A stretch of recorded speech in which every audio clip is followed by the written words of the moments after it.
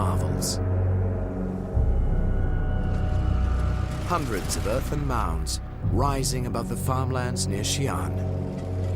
Some merely large, others gigantic.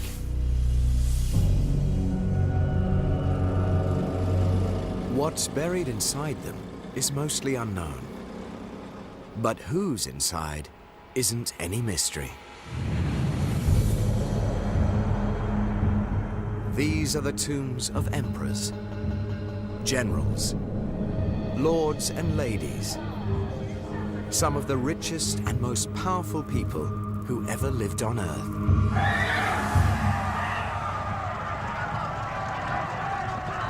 "2,000 years ago, these peaceful farmlands ran with blood as armies clashed and dynasties rose and fell.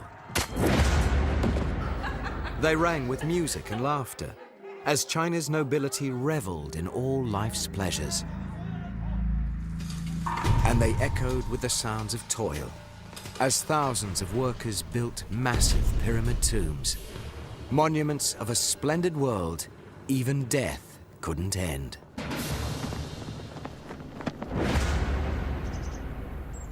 These tombs were symbols of power, they were symbols of wealth, they were symbols of political legitimacy.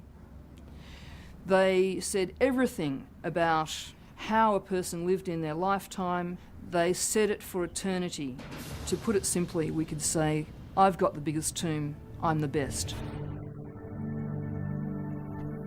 It's a rare event when archaeologists open one of these mega tombs, giving experts like architectural historian Tonja Eckfeldt a look inside.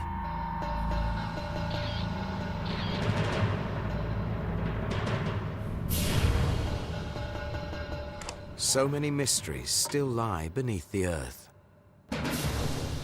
But one thing is clear.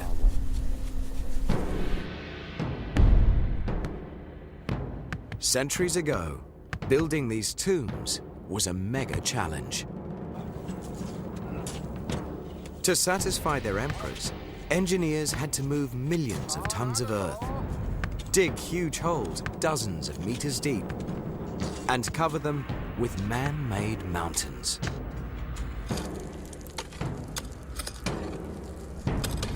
How did they do it? The year is 246 BC. China doesn't exist. Instead, 7 small kingdoms fight each other for supremacy.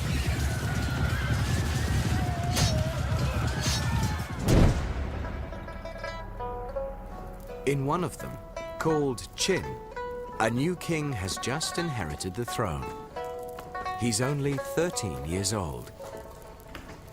But one of his first acts as king is to order the construction of his tomb.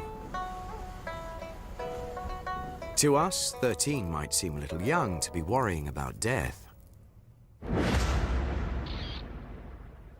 But as archaeologist Charles Hyam points out, 2,000 years ago, 13 was a lot older than it is today.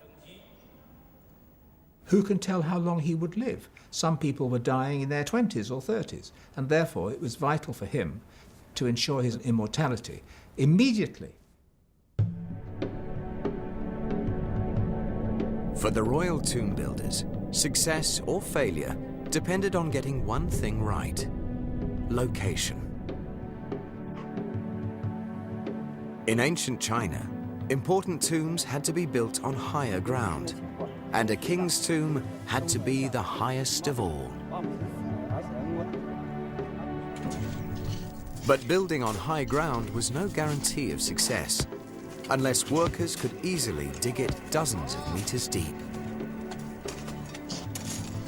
The tomb builders picked a site 89 kilometers from the royal capital, on the slopes of a mountain called Mount Li.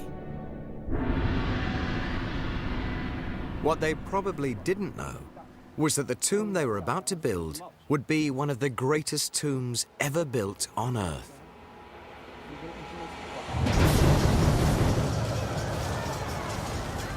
Because the boy king of Qin didn't go to an early grave. he grew up to do something no Chinese ruler had ever done. He crushed his rivals in a series of brutal wars and unified their kingdoms into a single empire under his command, the Empire of Qin, in English, China. By 221 BC, he was the most powerful man in his world, and he knew it.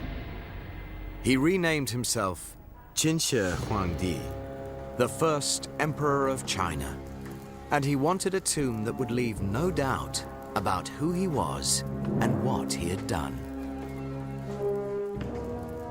What better way to project your limitless power than to have the biggest mausoleum, the biggest pyramid ever built?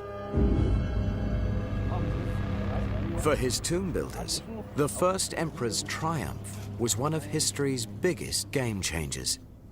Now, they couldn't just build a tomb that was fit for a king.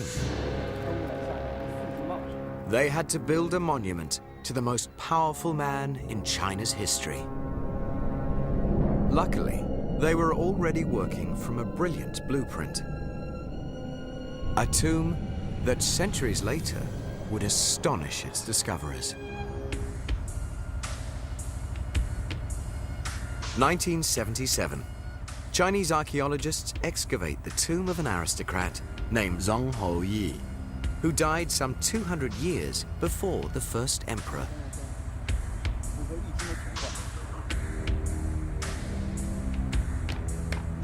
It was a tomb unlike any ever found in China.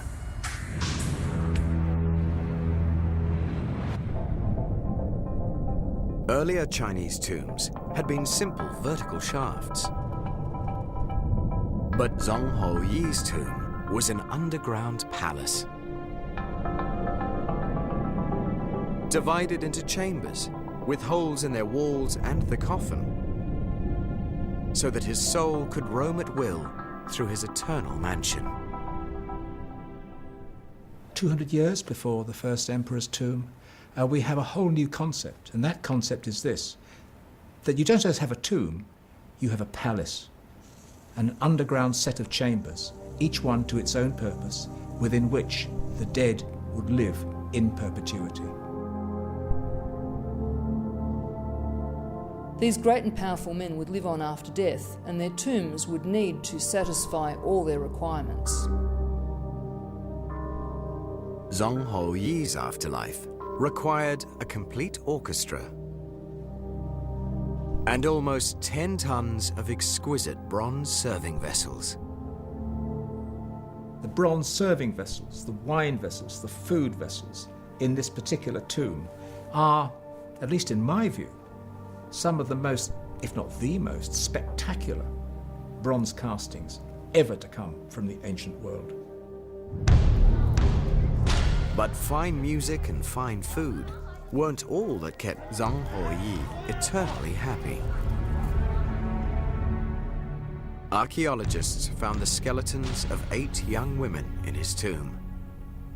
Concubines, slain at his death to keep their master company for eternity.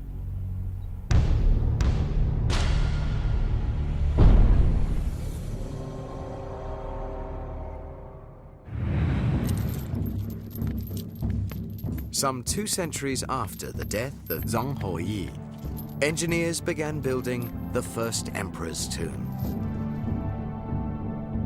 China's greatest underground palace.